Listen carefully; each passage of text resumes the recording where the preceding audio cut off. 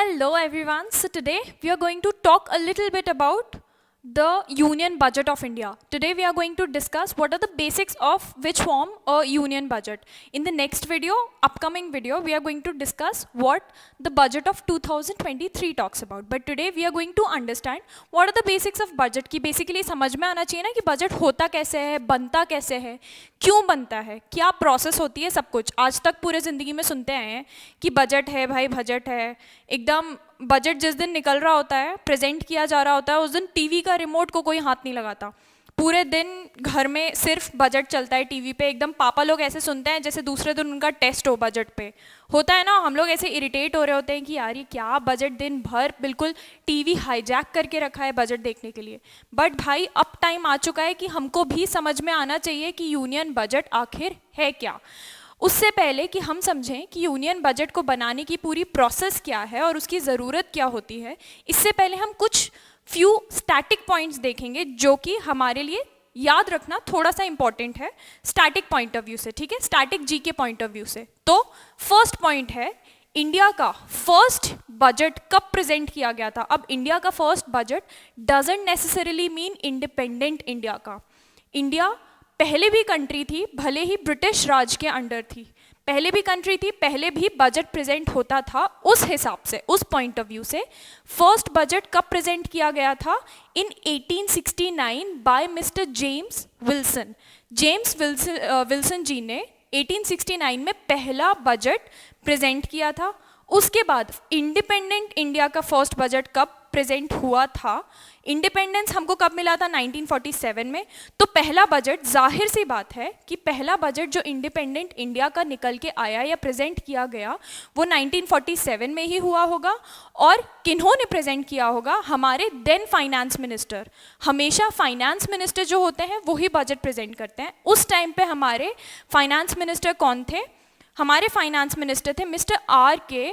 शनमुखम चेट्टी जी, ठीक है। 1947 में फर्स्ट इंडिपेंडेंट इंडिया का बजट प्रेजेंट किया गया था।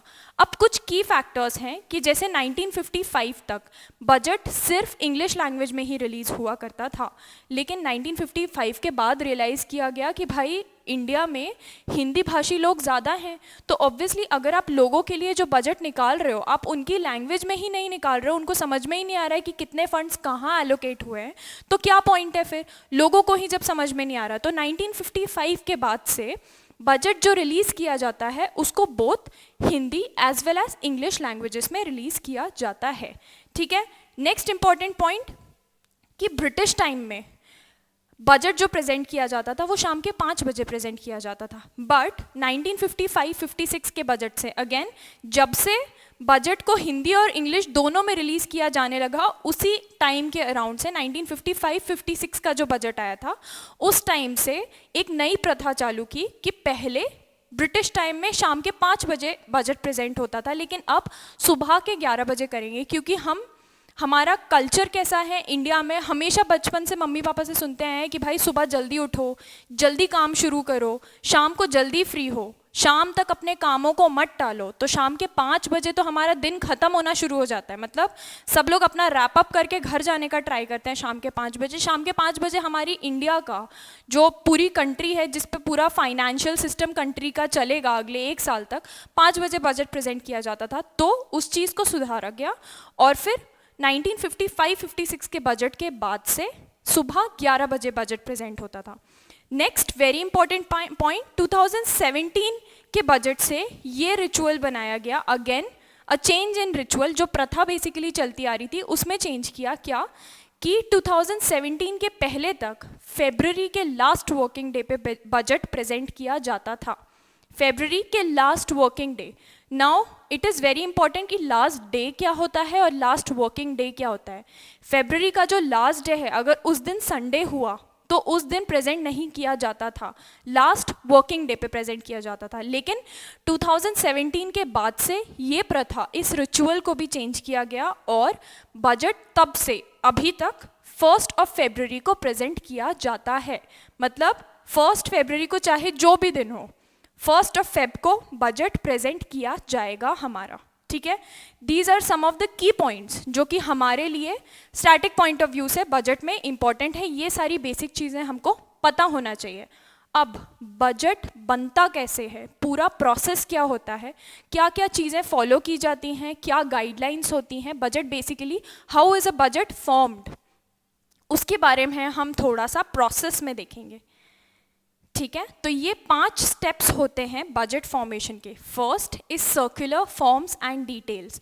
तो 1 फरवरी जैसे कि हमने देखा को बजट प्रेजेंट किया जाता है, मतलब प्रेजेंट हो रहा है फाइनल कोई चीज़। अगर आप कोई खाने की चीज़ बना रहे हो, उसको प्रेजेंट कर रहे हो, उसकी प्रेपरेशन पहले से स्टार्ट होगी ना। ऐसे थोड़ी है कि जब 6 बजे मेहमान आ रहे हैं उनको प्रेजेंट करना है खाने की कोई डिश, या उनको घर पे खाने पे बुलाया तो 6 बजे ही प्रेपरेशन थोड़ी ना स्टार्ट करोगे।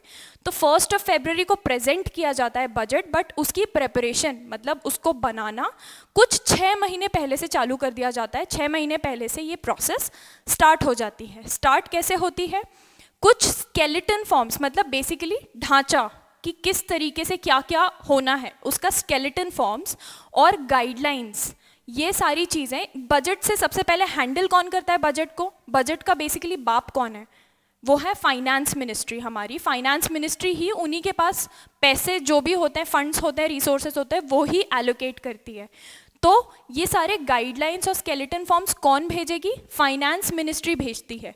फाइनेंस मिनिस्ट्री किसको भेज रही है, फाइनेंस मिनिस्ट्री भेजती है सेपरेट अलग अलग मिनिस्ट्रीज को, और उन मिनिस्ट्रीज़ के अंडर सेपरेट डिपार्टमेंट्स आते हैं। जैसे कि बहुत सारी मिनिस्ट्रीज़ हैं इंडिया में, जैसे एग्रीकल्चर मिनिस्ट्री है, केमिकल एंड फर्टिलाइजर्स मिनिस्ट्री है, कॉमर्स एंड इंडस्ट्री मिनिस्ट्री है, फाइनेंशियल अफेयर्स मिनिस्ट्री है, एक्सटर्नल अफेयर्स मिनिस्ट्री है, होम अफेयर्स मिनिस्ट्री है, लॉ एंड जस्टिस मिनिस्ट्री। बहुत सारी मिनिस्ट्रीज़ हैं इंडिया में जो अलग अलग चीज़ों को ओवरलुक करती हैं।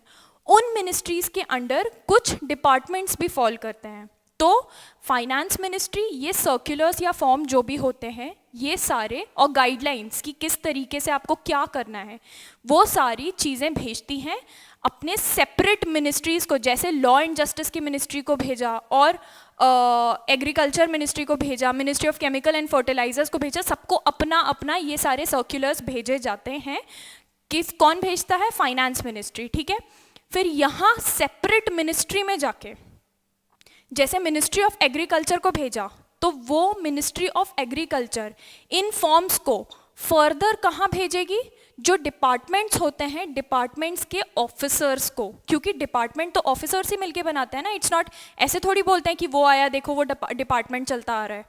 डिपार्टमेंट ऑफिसर्स मिलके बनाते हैं। तो मिनिस्ट्री सेपरेट डिपार्टमेंट्स के और डिपार्टमेंट्स के ऑफिसर्स को ये फॉर्म्स और ये सारी चीज़ें डिस्ट्रीब्यूट कर देती है, और उनको टास्क दे देती है, काम दे देती है। क्या काम, ये काम कि आपको अपना फाइनेंशियल एक्सपेंडिचर जो करंट ईयर में है, मतलब अभी चल रहा है जो उस साल में, और आगे आने वाले फाइनेंशियल ईयर का सारा फाइनेंशियल एक्सपेंडिचर और रिसीप्ट्स के बारे में आपको हमको जानकारी देनी है।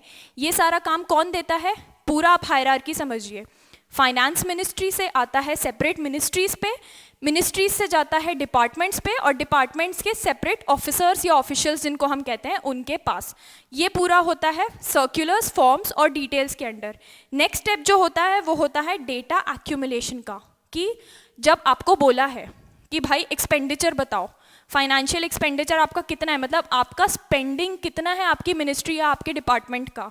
तो मान लो जैसे आपको पापा बोल रहे हैं कि भाई तुम कॉलेज में गए हो, हॉस्टल में रह रहे हो, या कहीं भी घर से बाहर रह रहे हो, कि भाई बताओ कि अपना महीने भर का तुम्हारा खर्चा क्या है और किन किन चीज़ों में तुमको खर्चा हो रहा है, सारी चीज़ें देख के पूरा अपने महीने का एक्सपेंडिचर बताओ, और फिर एक बार में पैसे ले लो। ठीक है, ऐसे पापा बोलते हैं ना, वैसे ही यहाँ पे मिनिस्ट्री डिपार्टमेंट्स को बोल रही है कि भाई सब कुछ बताओ, एक्सपेंडिचर कितना है। तो एक्सपेंडिचर देखने के लिए ऑब्वियसली डेटा एक्यूमुलेट करना पड़ेगा, पूरा इधर उधर का डेटा, किन किन चीज़ों में कितना खर्चा है, कितना एक्सपेंडिचर है, सारी चीज़ों को एक्यूमुलेट एक जगह इकट्ठा करके कौन करता है, ये ग्राउंड लेवल ऑफिसर्स करते हैं किसी भी डिपार्टमेंट के। डिपार्टमेंट्स जो होते हैं मिनिस्ट्रीज़ के अंडर, उनके ग्राउंड लेवल ऑफिसर्स ये सारा डेटा एक्यूमुलेट करते हैं, और फिर वो डेटा एक्यूमुलेट करके वो किसको देते हैं, अपने टॉप ऑफिसर्स को, डिपार्टमेंट के ग्राउंड लेवल टॉप ऑफिसर्स को देते हैं ये पूरा डेटा, मतलब जो भी रिपोर्ट उन्होंने बनाई है उसको देते हैं। टॉप ऑफिसर्स उसको स्क्रूटिनाइज करते हैं, देखते हैं कि ये रिपोर्ट सही बनी है कि नहीं, कुछ एडिशन तो नहीं है, कुछ हटाना तो नहीं है, कुछ गड़बड़ी तो नहीं है, सारी चीज़ें स्क्रूटिनाइज करते हैं। उसके बाद ये स्क्रूटिनाइज करने के बाद कभी कभी रिवाइज करने भी बोलते हैं, मतलब कुछ गड़बड़ है इसमें या कुछ ऐड करना है, कोई चीज़ एडेड नहीं है, वो रिवाइज करने भी बोल सकते हैं डिपार्टमेंट को या ग्राउंड लेवल ऑफिशियल्स को डिपार्टमेंट के, तो वो रिवाइज करके भी वापस से टॉप लेवल ऑफिशियल्स उसको स्क्रूटिनाइज करते हैं डिपार्टमेंट के, और फिर टॉप लेवल ऑफिसर्स स्क्रूटिनाइज करके भेज देते हैं इन रिपोर्ट्स को अपनी पर्टिकुलर मिनिस्ट्रीज के पास।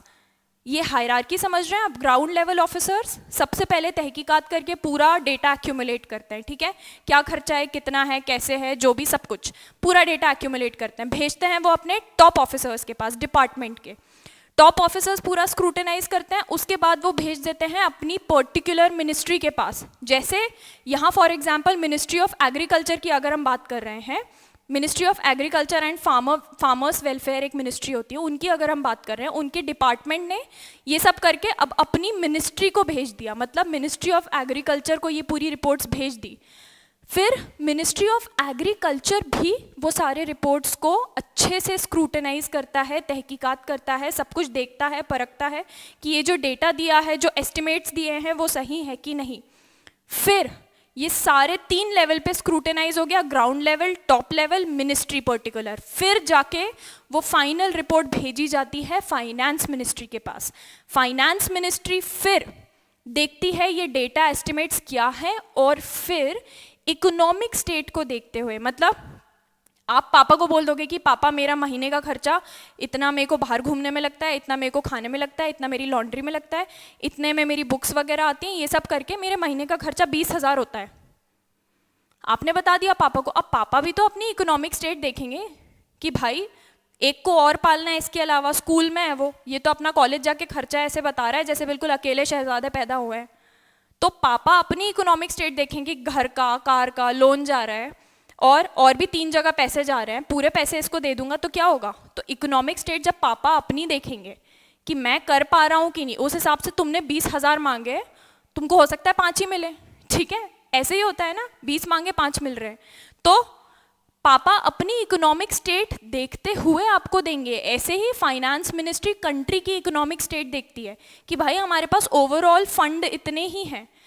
अब अगर हमारे पास हैं ही मान लो 600 करोड़ और मिनिस्ट्री ऑफ एग्रीकल्चर ही 100 करोड़ मांग रही है, तो बाकी की मिनिस्ट्रीज को क्या देंगे? इकोनॉमिक स्टेट देखते हुए फिर फाइनेंस मिनिस्ट्री देखती है कि किस पर्टिकुलर मिनिस्ट्री को कितना रिसोर्सेस एलोकेट करने हैं। समझ में आ रहा है सबको? फिर ये सारी बजट कॉम्पोजिशन का जो ये 3rd स्टेप है, दैट इज बजट कॉम्पोजिशन, ये इसी के बारे में बात करता है कि फाइनेंस मिनिस्ट्री पूरा ये सारा डेटा देख के इसको एनालाइज करके एक एक एस्पेक्ट केयरफुली और उसके बाद एलोकेट करते हैं रिसोर्सेज पर्टिकुलर मिनिस्ट्रीज को।